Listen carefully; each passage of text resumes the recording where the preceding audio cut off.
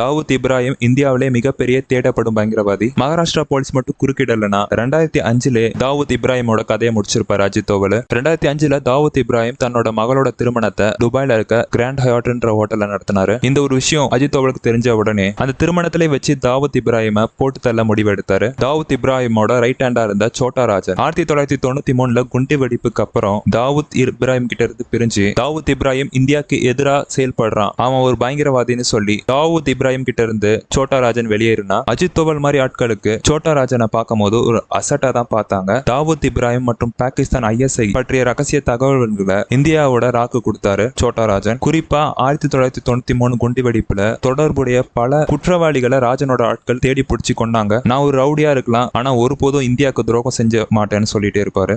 முள்ளால தான் எடுக்க முடியும். சோட்டா ராஜனோட நம்பிக்கையான ஆள்னா அது விக்கி மல்யோத்ரா தான். இவர் தான் தாவூத்தோட பொண்ணோட திருமணத்துக்கு போய் தாவூத் இப்ராஹிமா போட்டு தள்ளணும். அஜித் தோவல் இவரை தான் தேர்ந்தெடுத்து வச்சிருந்தாரு. அவருக்கு தேவையான ட்ரைனிங்கை இந்தியாவோட ரா கொடுத்தாங்க. சுட்டுட்டு துபாயில இருந்து எப்படி தப்பிக்கிறது முதற்கொண்டு பக்காவா ட்ரைனிங் பண்ணி வச்சிருந்தாங்க. சில குற்ற வழக்குகள் காரணமாக விக்கி மல்யோத்ராவை மகாராஷ்டிரா போலீஸ் அரெஸ்ட் பண்ணிட்டாங்க. மகாராஷ்டிரா போலீஸ் மட்டும் அந்த டைம் வரலனா தாவூத் இப்ராஹிம் நம்மளால பார்த்திருக்கவே முடியாது. இந்த ஒரு காரணத்தினால தான் பாகிஸ்தானும் சரி ISIயும் சரி அஜித் தோவல் பேரை கேட்டாலே நடுங்குறாங்க.